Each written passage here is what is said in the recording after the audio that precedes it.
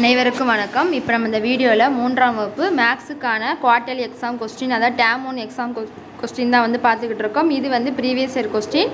இந்த கொஸ்டினை மாடலாக வச்சு இந்த வருஷம் எக்ஸாமுக்கு படிச்சுக்கோங்க. ஃபஸ்ட்டு பாருங்கள், write the number of faces, edges and corners இந்த given 3D image, 3D object. இதில் எல்லாத்தையும் நம்ம ஃபேஸஸ் என்னது, எட்ஜஸ் என்னது, கார்னர்ஸ் என்னன்னு சொல்லி கண்டுபிடிச்சு எழுதணும். அடுத்து ரெண்டாவது பார்த்திங்கன்னா நம்ம ஆட் பண்ண சொல்லியிருக்காங்க. என்ன செய்யணும், ரெண்டையும் நம்ம என்ன செய்யணும்னா ஆட் பண்ணி எழுதணும். அடுத்து மூன்றாவது கொஸ்டின் பாருங்கள், சப்ராக்ட் பண்ண சொல்லியிருக்காங்க.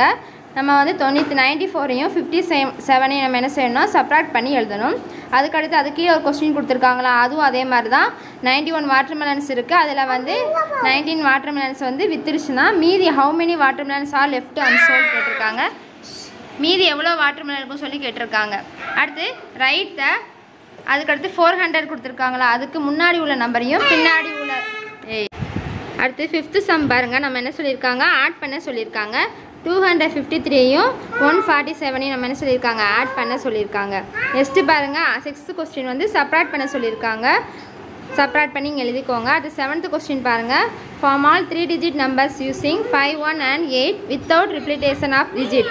அந்த 3 நம்ம நம்பரை வச்சு என்ன சொல்லியிருக்காங்க, ஒரு 3 டிஜிட் நம்பர் நம்மளை ஃபார்ம் பண்ண சொல்லியிருக்காங்க. ஃபார்ம் பண்ணி நம்ம அந்த கட்டம் கொடுத்துருக்காங்க பார்த்தீங்களா, அதில் எழுதணும்.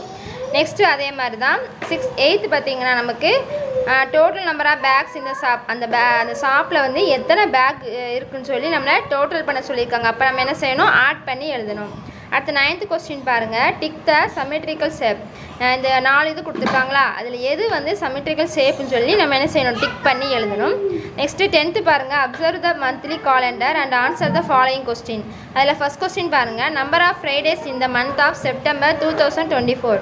நமக்கு ஒரு காலண்டர் கொடுத்துருக்காங்க. அதில் ஃப்ரைடே எத்தனை நாள்னு சொல்லி எடுத்து எழுதணும். அடுத்து சண்டே எந்த டேட்டில் வருதுன்னு சொல்லி எப்போ நம்ம பார்த்து எழுதணும்.